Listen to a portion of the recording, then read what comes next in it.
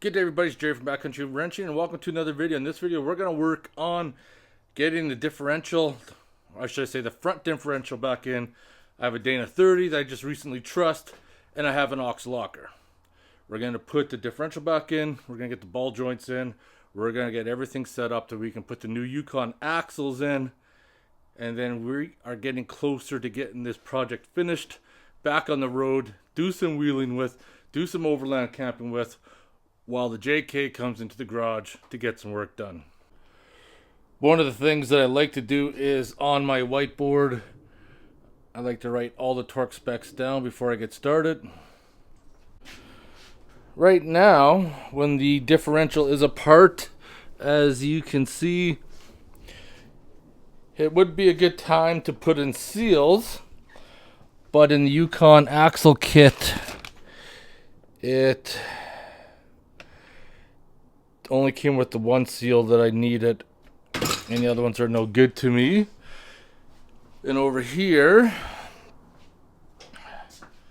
these are the Yukon ball joints that I picked up, but there's one small problem that we're going to talk about in a little while. You see these ball joints are smooth,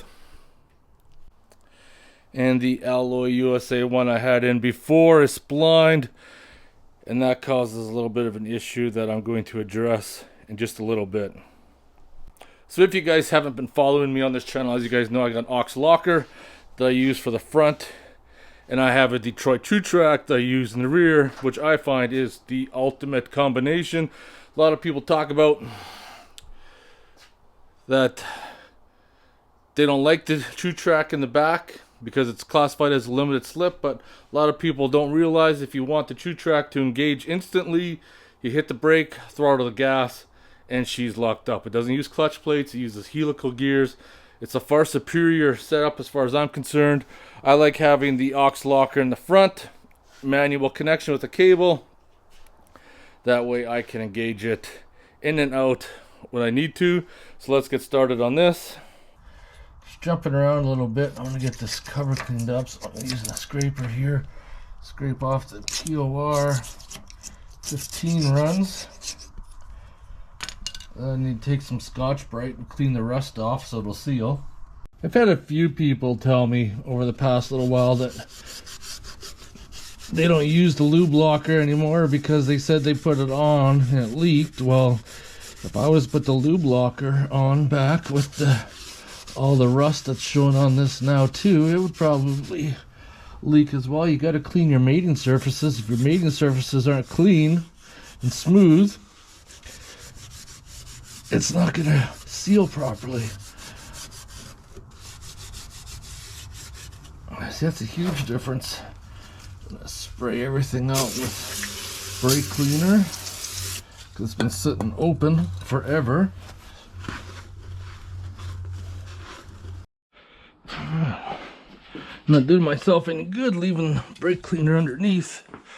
I'll spray this aux locker down, give it a brake cleaner bath. Been sitting around on my bench for the past month or so. I think it's time to clean her up. I'm gonna do a quick inspection. Teeth look all good.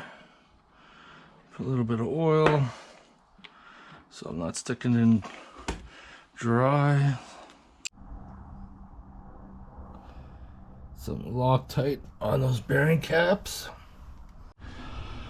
So as you know, your bearing caps are machined to your axle, meaning if you wreck a bearing cap, your axle is, our differential's pretty much pooched, unless you were to get one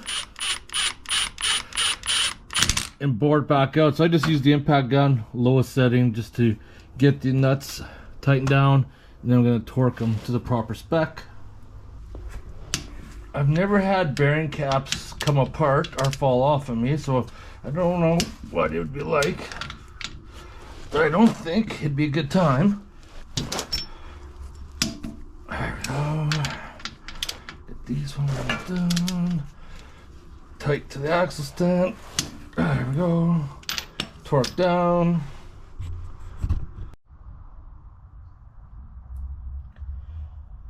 Aux covers back on. I had a little change of plans. I did have the cable run between the axle and the control arm, but it was such an unnatural bend getting it on. Then I'm just gonna reroute it the way I used to have it and just be done with it. Never had any issues before, so I don't suspect I'll have any issues in the future. Now, bouncing back around, we're gonna get back onto the ball joints and take a closer look at that Power Fist ball joint service tool kit that I bought a little while ago. So I picked this kit up for Princess Autumn. It was on sale last days off, and it's supposed to be the master set. It comes with everything to fit GM, Ford, and Dodge 2-wheel and 4-wheel drive pickups, and should have all the cups that I need. Because like I said before, with these here, it's nice to have. I don't think so much on the TJ, but on my JK, I really could have used the one that had the notch. So let's get this Power Fist ball joint service tool kit opened up and have a closer look.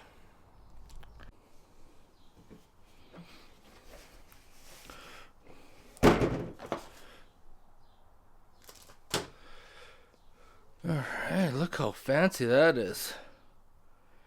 Way more cups in that than my other kit had, for sure. First thing I need to do is just polish these out just a little bit.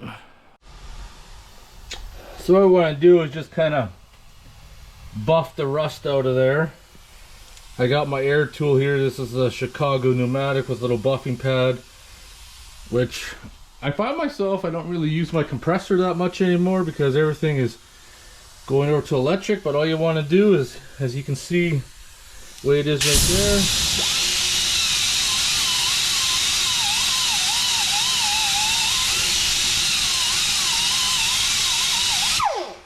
basically clean the rust out. Same with this top one.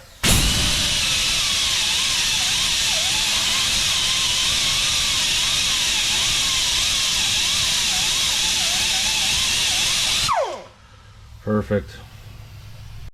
So I was saying before, so if you had went crazy on the polishing and your fit might be a little on the loose side, I mean, that's not too bad, but I am going to put a little bit of this sleeve retainer in just because I had the grooved ball joints in before. I don't want any issues.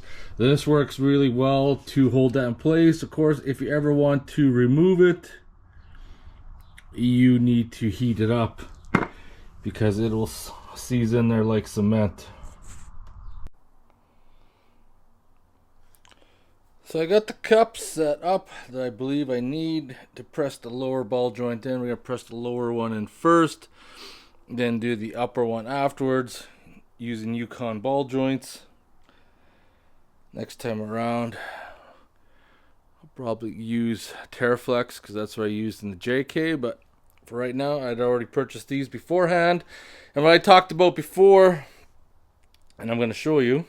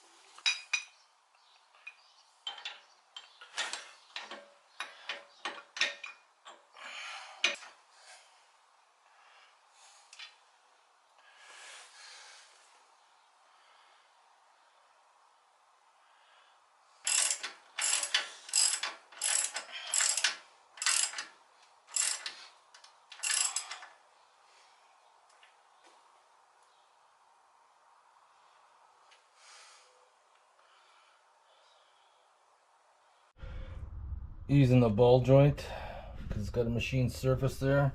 6.7, right in the ballpark figure. I am a little concerned with this upper ball joint. I actually put the seal retainer all the way around it and coated it. Not only that, it was pretty loose in there, alarmingly loose. I should have actually showed this in the video, but I got caught up in the moment. So what happened is I took this punch here, since the fit was pretty loose, and I went around the ball joint and I put a bunch of dimples in it all the way around to help increase the fit. Use that sleeve retainer. So according to the specs, sets up in 1 hour, fully cures in 24 hours, 3000 psi strength. I will know tomorrow when I put that on, and if the ball joint pops up, I'm in shit creek to try to figure out something to do. And that's the problem I'm talking about. When you get these knurled ones right there with the lines and you try to go back to smooth, that's what happens. So I'm hoping the retainer fits. If not, I'm gonna have to get a ball joint for that side, a set. I'm not looking forward to that. Well, the Princess Auto ball joint kit worked pretty slick. Maybe one of those days I'll bust out the instructions and read them. Nice blow molded case.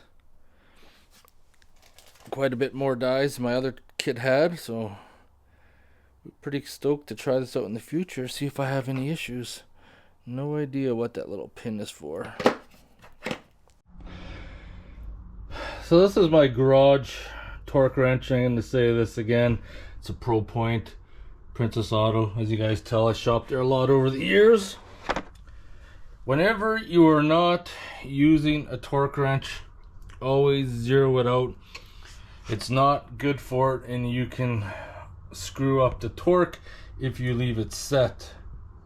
Always return it to zero when not in use. There was a Jeep meet that night, so I decided to go check it out. There's new maps that are being handed out to show the trail system for the following year. There's a pretty good turnout. There's a few people there, but Fedora's running wise lights didn't work while it wrapped around his power steering shaft. How about that? Well, it's been overnight, and that is set up. But I'm going to do one more thing, fail safe, that some people may not like.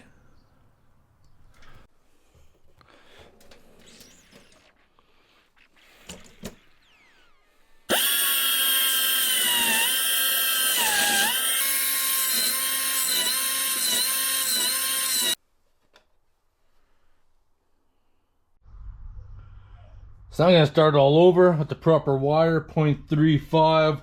Also, when I first did the weld test, I actually had the polarity wrong. Still weld it. These contact tips I got from Princess Auto. The welding wire I got from Princess Auto.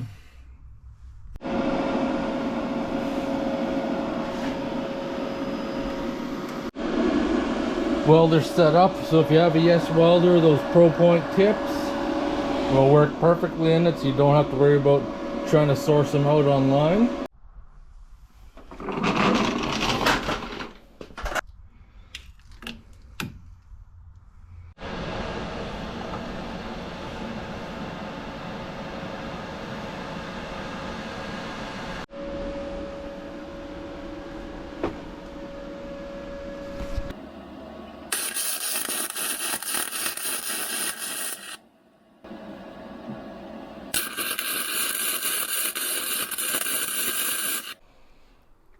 I still got some setup issues with this welder I gotta take care of.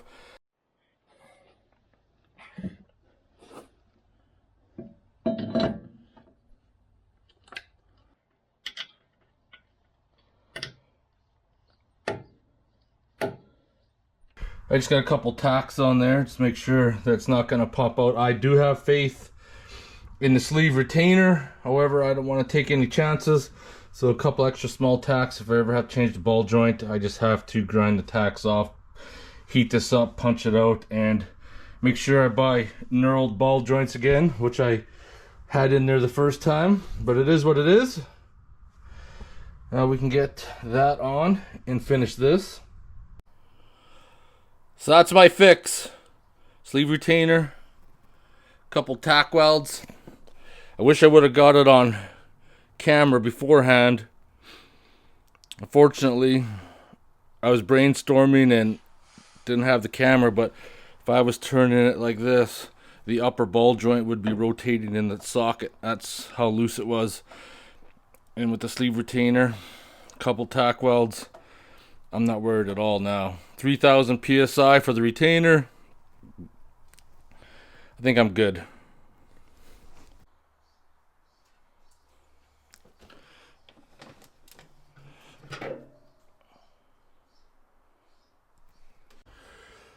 Alright, you know what time it is? Motherfucking beer time. That's what time it is. We got some Caribou Genuine. See if I can get it to focus on there. There we go.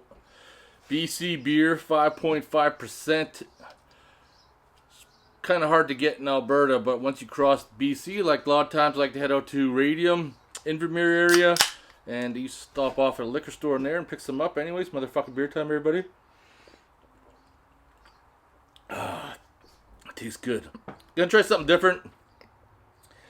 Gonna be doing some shorter videos, just because the analytics are showing that the watch time for the videos are like half the time to what people are watching. So I'm just gonna see what happens if I cut the videos down quite a bit. Instead of doing a whole bunch of things in the video, I'm gonna be doing certain projects. Like today was the ball joints, and then gonna tackle some other projects to get this thing done. Back on 35s. Actually, it's never been on 35s. 33s was the biggest. Still got lots of things to do. I got some electrical work to do. I got that alternator to rebuild, install a bus bar with power. Do the brakes, because I got the... What the fuck is it called now? What the fuck is it called? Now I had a brain fart. Yeah, now I remember. Old age. The brake proportioning valve that I got for Cherokee, there's just brakes. I also got the 1-ton master cylinder I am going to install. Is there anything else? There's tons of shit. And I pretty much got all my parts in for the JK. So as soon as the TJ is done, I got some small things to do in the JK. And then after that, my projects will be cleaned up. I'm going to head her over to the Cummins 4BT. Start working on that. I still don't know what I'm going to do with that Cummins. I'm undecided what I'm going to do. If I might sell one of my Jeeps and get another project to put that in. I don't know yet. Anyways, motherfucking beer time, everybody. Hope you're having a great day. And I'll see you guys in the next one. Cheers.